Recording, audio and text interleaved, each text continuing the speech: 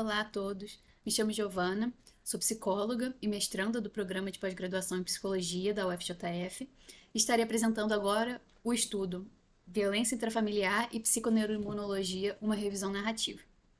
A violência intrafamiliar representa um sério problema de saúde pública e clínica que afeta a integridade física e psicológica das vítimas e viola seus direitos humanos.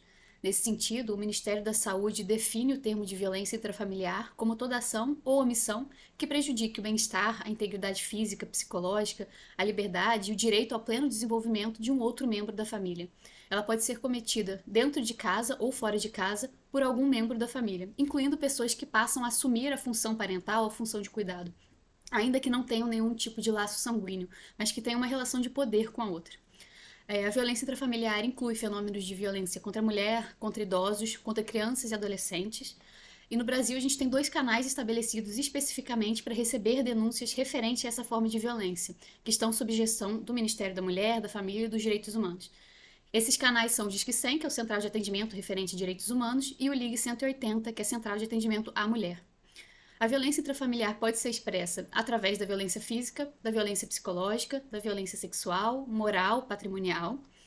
E esses diferentes tipos de violências, de atos violentos, usualmente ocorrem de modo concomitante, ou seja, a violência física, por exemplo, é comumente perpetrada conjuntamente com a violência psicológica, com a violência sexual.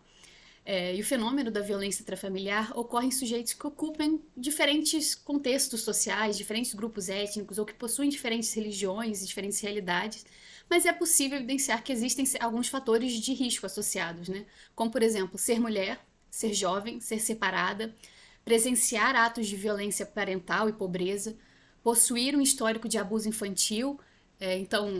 Ter um histórico de abuso infantil é um preditor para a ocorrência de abuso quando já em idade adulta. No caso específico de abuso com pessoas idosas, os fatores de risco envolvem moradia conjunta com o agressor, comprometimento cognitivo ou algum tipo de demência, comprometimento de funções físicas, isolamento social, a presença também de transtorno mental e de abuso de substância por parte dos cuidadores. E nesse sentido, a violência familiar costuma apresentar problemas de saúde agudos e crônicos também. Então, a gente identifica tanto questões de saúde como ossos quebrados, trauma facial e neurológico, problemas cardiovasculares, problemas gastrointestinais. E em termos de saúde mental, a gente também identifica altos níveis de transtornos, né, prevalentes associados à violência intrafamiliar, como depressão, estresse pós-traumático, ansiedade, e também está atualmente associado com comportamentos suicidas, com disfunções sociais, com abuso de álcool e outras substâncias, com transtornos alimentares e de sono. Muitos estudiosos, né, de saúde mental conceitualizam os efeitos psicológicos da violência intrafamiliar como uma resposta traumática.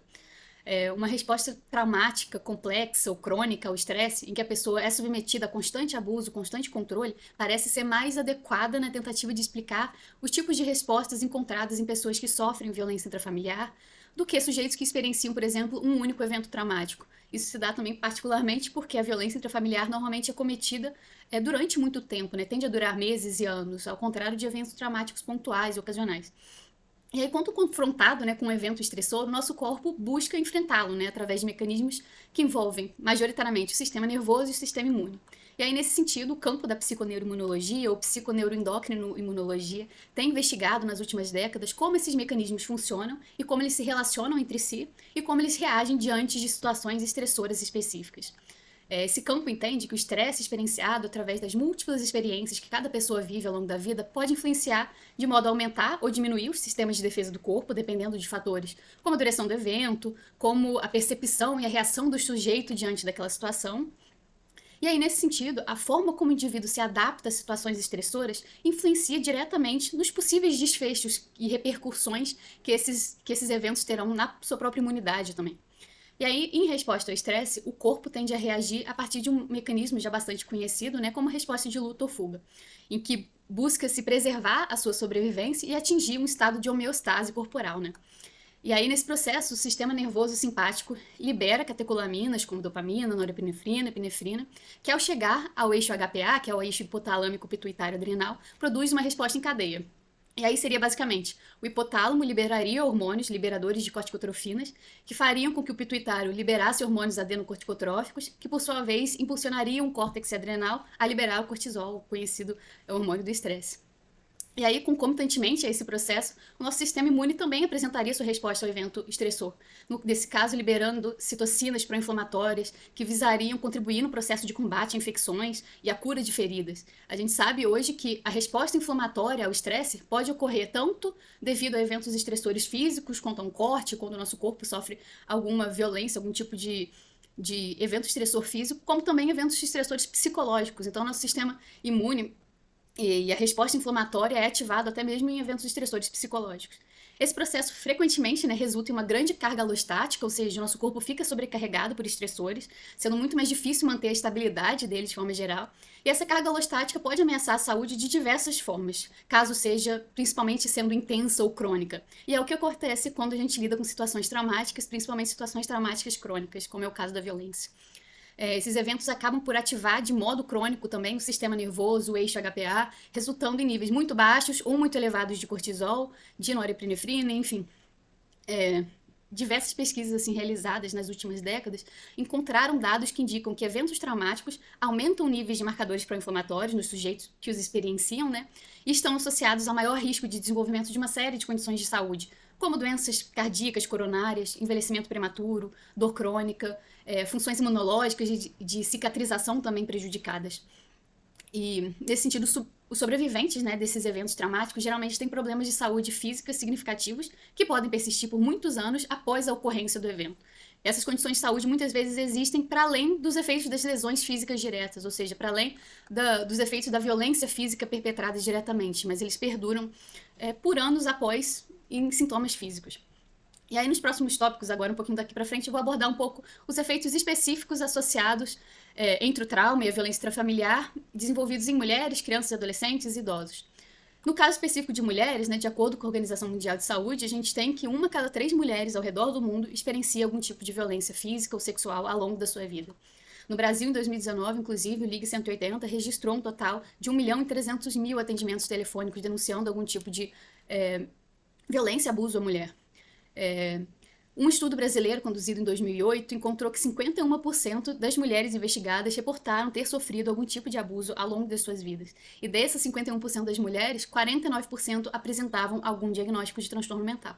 Sendo que dentro das mulheres que não reportaram ter experienciado algum tipo de experiência de abuso, apenas 19,6% apresentavam alguma condição de saúde mental. A gente tem também que mulheres que foram abusadas por parceiros íntimos, por exemplo, apresentam níveis maiores de interferon gama quando comparadas com mulheres que não possuem histórico de abuso. Essa é uma citocina principal liberada após a indução de resposta imune também. Ainda temos que mulheres que sofrem esse tipo de violência intrafamiliar apresentam altas taxas de depressão, de transtorno de estresse pós-traumático. E mesmo vários anos após o término do abuso, essas mulheres ainda manifestam sintomatologia física. E aí esses problemas de saúde relacionados ao estresse incluem dor neuromuscular, dores crônicas, problemas de sono, hipertensão, maior suscetibilidade a infecções virais e bacterianas, um risco aumentado de contrair alguma doença sexualmente transmissível e de câncer cervical. Voltando agora um pouco para o quadro de crianças e adolescentes, o Disque 100, em 2020, indicou que cerca de 81% das denúncias recebidas ocorriam dentro da casa da vítima e demonstraram ainda que a maioria das violações é praticada por pessoas próximas ao convívio familiar. Existe, dentro do estudo de crianças e adolescentes, um vasto campo de estudo que demonstra que eventos estressores em momentos iniciais do desenvolvimento contribuem de forma significativa para uma série de condições físicas de saúde em momentos posteriores na vida. Então, experiências adversas na infância, como abuso, como a negligência, conflitos familiares intensos, têm sido associadas a taxas elevadas de morbidade e mortalidade por uma série de doenças crônicas.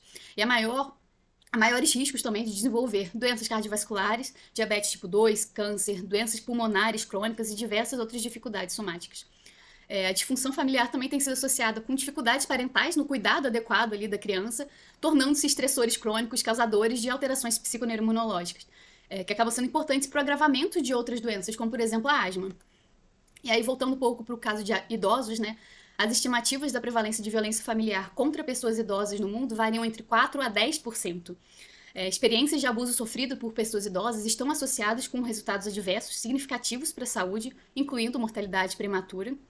E aí, em uma revisão sistemática também conduzida com o objetivo de determinar as consequências da negligência e da violência contra idosos, conduzida em 2017, eles encontraram uma série de condições de saúde relacionadas com esse desfecho, que envolvem principalmente sintomatologia depressiva e quadros realmente de depressão, saúde autoavaliada, ou seja, como os idosos avaliam seu próprio estado de saúde, dores musculoesqueléticas, dores de cabeça, incontinência, alergias, problemas estomacais, problemas digestivos, diversos quadros de síndromes metabólicas, dor crônica, algumas queixas somáticas também, problemas relacionados ao sono.